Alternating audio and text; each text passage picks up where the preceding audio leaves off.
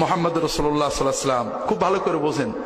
আমরা তো মনে করি আল্লাহর উপরে তাওয়াক্কুল করব, আমি চলে যাচ্ছি, ছেলে ফেলে আল্লাহ দেখবে, আমি চাকরি বাকরি করছি না, আল্লাহ ভরসা।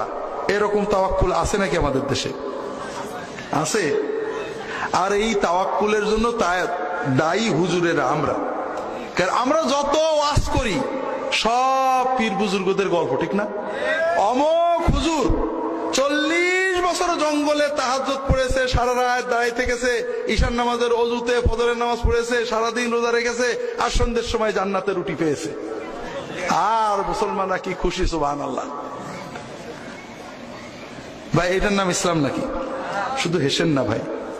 ইসলামের যে ক্ষতিটা হয়েছে, ইসলামের যে অবক্ষয় অধপতন, তার প্রথম টার্নিং পয়েন্ট ছিল যে কোরআন এবং সুন্নাহ বাদ দিয়ে মুহাম্মদ রাসূলুল্লাহ সাল্লাল্লাহু আলাইহি ওয়াসাল্লাম যেটা দিয়ে মুসলমান বানালেন, ইয়াতলু আলাইহিম আয়াতিনা ওয়া ইউআল্লিমুহুমুল কিতাব ওয়াল হিকমা, কোরআনের আয়াত পড়ে দাওয়াত দেওয়া।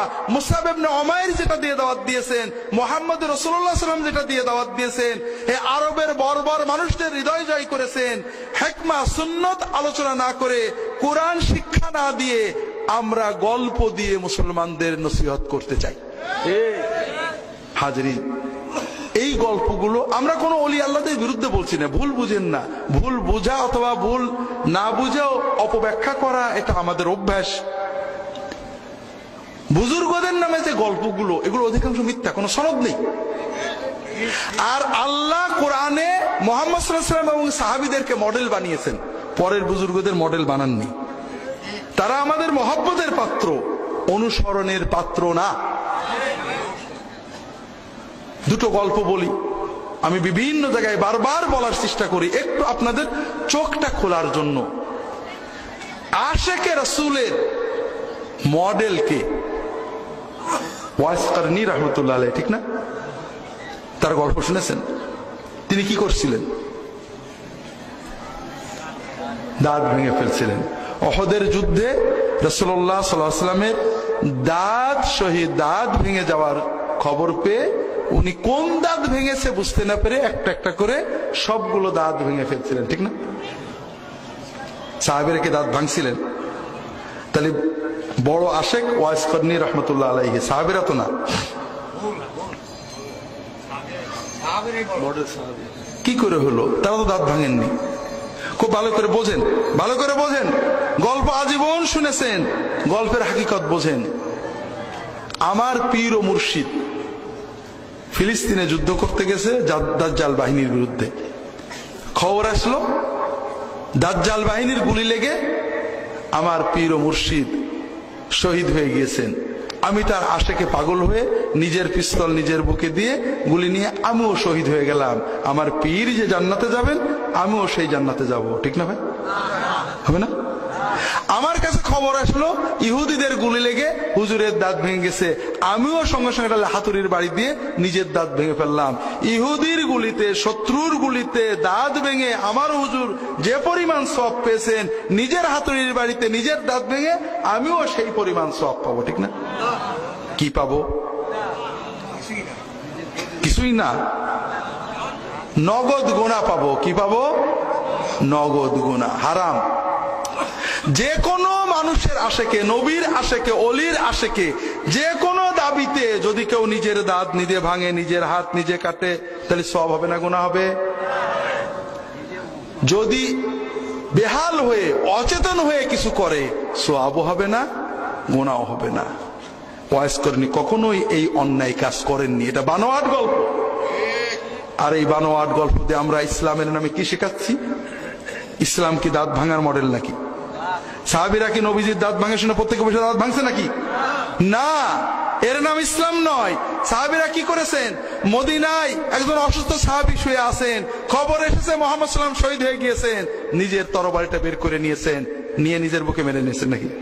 না, তরবারি নিয়ে ছুটেছেন।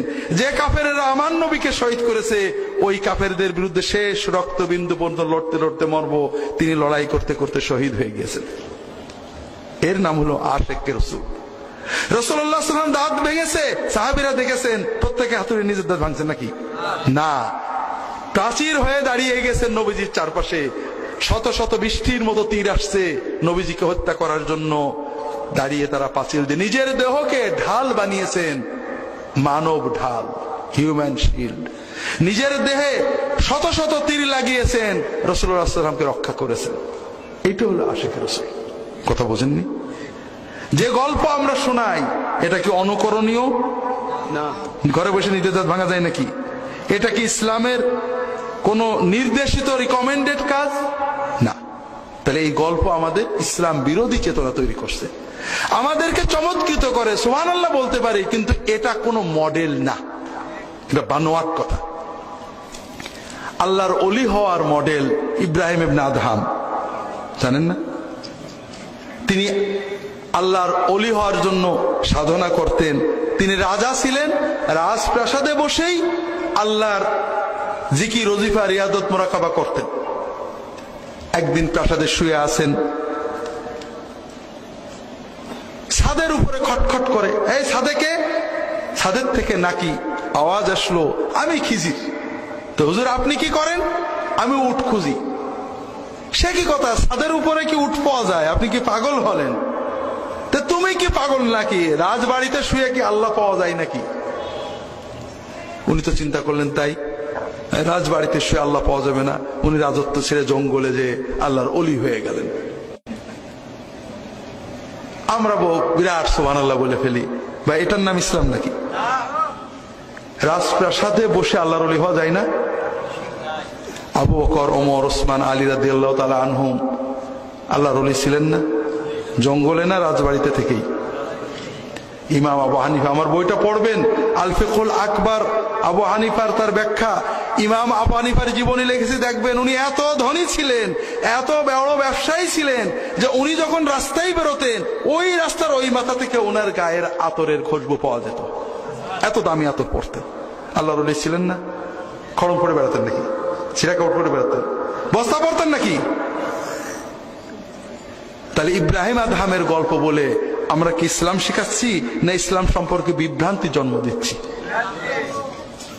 হাজেরিন, খুব সাবধান। উলামায়ে কেরামের বলবো, আমরা ওলি আল্লাহদের মহব্বত করব, ভক্তি করব, কিন্তু তাদের গল্পগুলোর কোনো ঠিক ঠিকানা নেই। আমাদের জন্য আল্লাহ তাআলা কোরআন, নবীজি সাল্লাল্লাহু আলাইহি ওয়াসাল্লামের সুন্নাত, সাহাবীদেরকে মডেল বানিয়েছেন, এইগুলো বলেন। আর তা না হলে ওই যে আজগবি চিন্তাগুলো সমাজে আছে এগুলোই থেকে যাবে। কথা বুঝতে পারছেন না? আল্লাহর উপর অমোঘ হুজুর তাওয়াক্কুল করেছে, সারা মাস রুটি পেয়েছে। আল্লাহ নবী সাল্লাল্লাহু আলাইহি ওয়াসাল্লামকে এই তাওয়াক্কুল শিখাইছেন নাকি? সাহাবীরা এটা করেছেন। ওমর লাঠি দিয়ে পিটিয়ে মসজিদে বের করে দিতেন, যেখানে বসে আছো যাও কর্ম করো, কর্ম ছাড়া আল্লাহ খাওয়াবে না। মুহাম্মদ রাসূলুল্লাহ সাল্লাল্লাহু আলাইহি ওয়াসাল্লাম, তাওয়াক্কুল কাকে বলে?